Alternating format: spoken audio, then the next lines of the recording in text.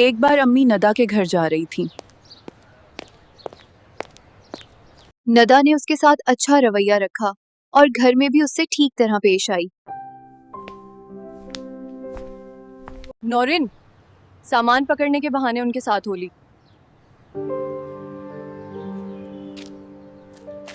हालांकि वो जानती थी कि ये हमारी मुलाजमा की बेटी है, लेकिन वो नेक फितरत और खुदा तरस लड़की थी। नूरियन को हर किसी से मेल जोल का बहुत शौक था। वो चाहती थी कि सारे मोहल्ले में घूमती फिरे, लेकिन वो एक गरीब बेवा की बेटी थी। इसका मुआशरती मकाम कुछ भी नहीं था। लोग उसे जरा भर अहमियत देने को तैयार न थे। इमरान की अम्मी से उसने अच्छी वाकफियत बना ली, तो रोज ही उनके घर जाकर उनके काम करने लगी। साफ बात है, जो किसी को आराम देता है वो उसके दिल में अपनी जगह बना लेता है। सरिया खाला इस लड़की को अच्छा समझती थीं। इस दौरान उसने खाला के कान भरने शुरू कर दिए। ऐसी बातों से खाला परेशान हो जाती, मगर जवाब में कुछ ना कहती, बल्कि खामोश हो जाती। एक दिन नौरीन नदा के घर गई। इसकी अम्मी कहीं गई हुई थीं। घर में सिर्फ नदा के अब्बू थे। नौरीन ने उनसे कहा, अंकल एक बात कहूं, बुरा तो नहीं मानेंगे? वह नदा के बारे में गलत सल्त और उलटी सीधी बातें करने लगी। बोलो, क्या कहना चाहती हो?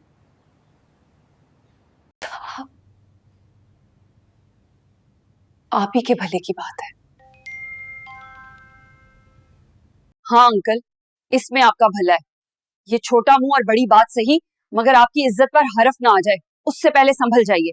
पर बिल्कुल ना जाने दें, क्योंकि वो उमरान से राब्ता करती है और उसे खत लिखकर छत से फेंकती है। फिर उसने कहा, प्लीज अंकल, नदा को मत बताइएगा कि मैंने आपसे ये सब कहा है, वरना वो मुझसे झगड़ा करेगी। इसके अलावा भी उसने अपनी तरफ से कुछ ऐसी बातें घड़ दी कि बेचारे अंकल परेशान हो गए। ये सब कहकर वो हमारे घर आ गई।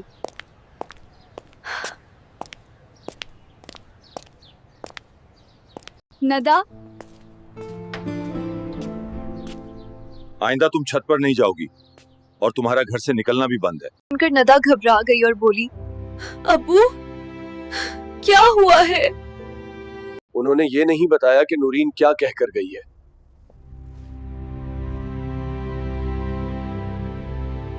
मैं जब उसके घर जाती तो वो कहती, समीरा खुदा जाने क्या बात है कि अम्मी अब्बू मुझसे ऐसा सलूक कर रहे हैं, वो मेरा कसूर भी नहीं बताते। उन दिनों मेरी दोस्त बहुत परेशान थी। वो अब मेरे घर भी नहीं आती थी, क्योंकि उस पर पाबंदी थी। हमारा रिजल्ट आ गया। नदा ने दूसरी पोजीशन ली थी।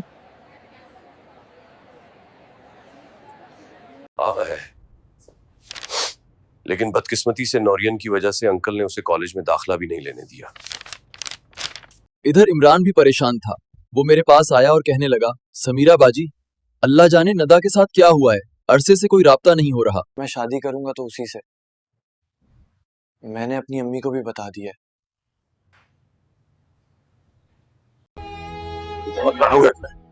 मगर उन्होंने साफ इनकार कर दिया कि हम बरादरी से बाहर शादी नहीं करते।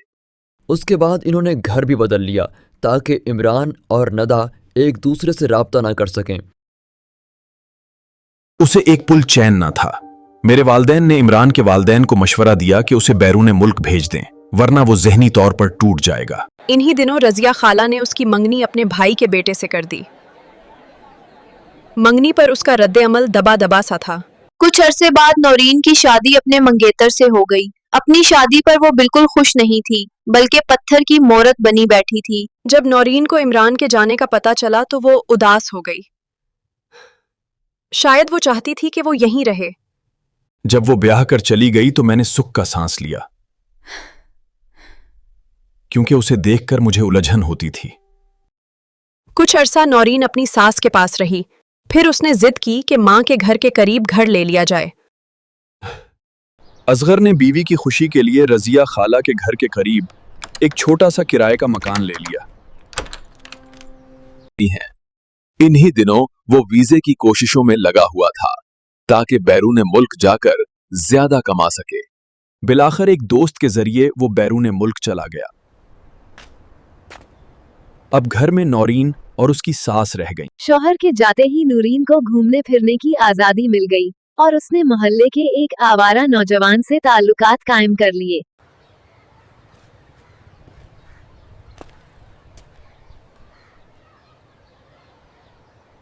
शैदे को भी ऐसी औरत की तलाश थी जिसका शौहर बैरून मुल्क हो, जो खर्च भेजता हो और जिस पर घर वालों की सख्त निगरानी ना हो। फिर उसे मुफ्त फिल्में देखने का शौक भी लग गया और वो अक्सर उसके साथ सिनेमा जाने लगी। एक दिन नूरीन एक हकीम के पास गई। शैदा भी साथ था। उन्होंने अपने आप को मियाँ बीवी जाहिर किया और औलाद न होने का बहाना करके दवा मांगी। कुछ अरसे बाद सास की तबीयत खराब रहने लगी और वो अक्सर सोई रहती थीं। रफ्ता रफ्ता उनकी सेहत बिगड़ती गई और एक दिन उनका इंतकाल हो गया। हकीम ने किसी तरह असगर का पता हासिल किया और उसे खत लिख दिया। खत मिलते ही असगर शदीद सदमे में आ गया और फौरान वतन वापस आ गया। जब नौरीन दवा लेकर शैदे के साथ मतब से निकली तो असगर भी ताक़ुब में था। उसके पीछे ही असगर भी घर में दाखिल हो गया। ठंडा करने के बाद स्टोर का दरवाजा बंद करके वो गुस्ल खाने चला गया, जहां नहा धोकर कपड़े तब्दील किए और रात के अंधेरे में निकल गया। सुबह जब दूध वाला आया तो घर का दरवाजा खुला हुआ था। अचानक नौरीन की मां आ गई। न जाने क्यों उसका दिल धड़कने लगा।